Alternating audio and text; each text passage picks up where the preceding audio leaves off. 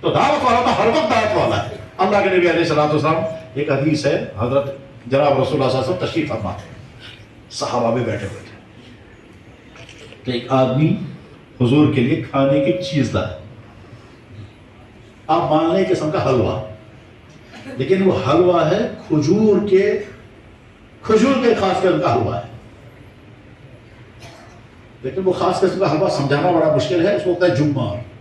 تو کھجور کے خاص قسم کی چیز ہوتی ہے، وہ لے کر کے آیا. وہ اللہ کے نبی علیہ السلام کو دیکھا، دیکھنے کے بعد کیا آپ نے فرمایا، درختوں میں سے ایک درخت ایسا ہے، وہ ایسا ہے جیسے مومن. بتاؤ جی کون سا درخت ہے؟ ان من الشجرۃ شجرۃ مثلها كمثل المسلم اور مثلها كمثل المسلم. ٹھیک، درختوں میں سے ایک درخت ایسا ہے، وہ ایسا ہے جیسے مومن. بتاؤ جو کون سا درخت ہے؟ تو صحابہ سوچتے رہے کون سا درخت ہے، ایک درخت کے بارے میں غور کر رہے ہیں، دوسرے کے بارے میں سمجھ میں نہیں آیا.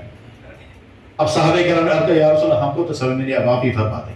آپ نے فرمایا کھجور کا درخت. بس یہ حدیث ہے، اور تمام حدیث کتابیں بخاری میں بھی ہے. جب یہاں سے باہر نکلے تو حضرت عبداللہ بن عمر نے اپنے والد سے کہا، حضرت عمر سے، ابا جان جب حضور نے پوچھا تھا بتاؤ کون سا درخت ہے، تو میرے تو ذہن میں آ گیا تھا کھجور کا درخت، مگر میں نے سوچا میں چھوٹا ہوں، بڑوں کی موجودگی میں بولنا ٹھیک نہیں، اس لیے میں چپ رہا. تو حضرت عمر نے کہا، ہائے بیٹا، کاش تو نے بتایا ہوتا، مجھے اتنی خوشی ہوتی میرے بیٹے نے صحیح جواب دیا. اگر مجھے سرخ اونٹ ملتے تو اتنی خوشی نہ ہوتی جتنی تیرے جواب سے مجھے خوشی ہوتی. تو نے بولا کیوں نہیں بات ہے. اب اللہ کے نبی علیہ السلام نے کھجور کے درخت کے ساتھ تشبیہ دی مومن کو. اب کیا ہے کھجور کے درخت میں جس کی بنا پر اللہ کے نبی نے فرمایا کہ کھجور کے درخت جیسا ویسے ہی مومن ہے، کیا چیز ہے وہ؟ تو جواب، کھجور کا درخت ہمیشہ پھل دیتا ہے. کھجور کا درخت ہمیشہ پھل دیتا ہے، وہ کبھی بے پھل کے نہیں ہوتا. نمبر 1. نمبر 2، ہر پھل کچھ عرصے تک تو نہیں کھایا جائے گا، کچھ عرصے کے بعد کھایا جائے گا. سیب ہے، جب شروع میں ہوتا ہے تو اس وقت نہیں کھا سکتے اسے. اخروٹ ہے، جب شروع میں ہوگا وہ نیلا ہوگا تو نہیں کھا سکتے. انگ ہوگا، جو شروع میں ہوگا تو نہیں کھا سکتے. سمن چاسن سمن، اگر شروع میں کھائیں گے تو نہیں کھا سکتے. اور ایسے جو گمت اور کوتا چوک چاسن، ٹھیک. تو اور یا پران زمانے ساسن تم گڑ گئے.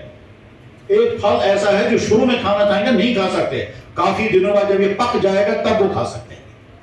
اخروٹ شروع میں نہیں کھا سکتے. سیر ہے کون شروع ابتداس مسکر، انگ ہے کون ابتداس مسکر، سونٹ ہے کون ابتداس مسکر. لیکن کھجور ایک ایسا درخت ہے، اس کا پھول ہوگا تو وہ بھی میٹھا، اس کا پھل بنے گا تو وہ بھی میٹھا. وہ کچا پھل ہوگا تو وہ بھی میٹھا، پھر آدھا پکا ہوگا آدھا کچا ہوگا تو وہ بھی میٹھا، جب مکمل پکا ہوگا تب بھی میٹھا. اور اس کے بعد یہی کھجور ڈرائی فروٹ بھی بن جاتا ہے. ورنہ پھل یا فروٹ ہوتا ہے یا ڈرائی فروٹ ہوتا ہے. آم فروٹ ہے، ڈرائی فروٹ نہیں. سیب فروٹ ہے، ڈرائی فروٹ نہیں. اخروٹ ڈرائی فروٹ ہے، فروٹ نہیں ہے. بادام ڈرائی فروٹ ہے، فروٹ نہیں ہے. خوبانی ڈرائی فروٹ ہے، فروٹ نہیں ہے. صرف کھجور ایک ایسا پھل ہے جو فروٹ بھی ہے اور ڈرائی فروٹ بھی ہے. وہ خشک ہوگا تب بھی کھا سکتے ہیں، کچا ہوگا تب بھی کھا سکتے ہیں، بالکل کچا ہوگا تب بھی کھا سکتے ہیں، صرف پھول ہوگا تب بھی کھا سکتے ہیں. یہاں تک کہ کھجور کے درخت کے اندر بھی مٹھاس ہے. اللہ کے نبی تعالیٰ مومن یہی ہے. کیا مطلب اس کا؟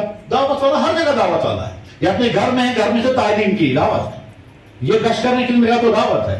اس نے بیٹھ کر تعلیم سنی تو دعوت ہے. یہ ملاقات کے لیے نکلا تو یہ بھی دعوت ہے. یہ جناب والا صرف 2 ساتھی ہیں تو بھی دعوت ہے.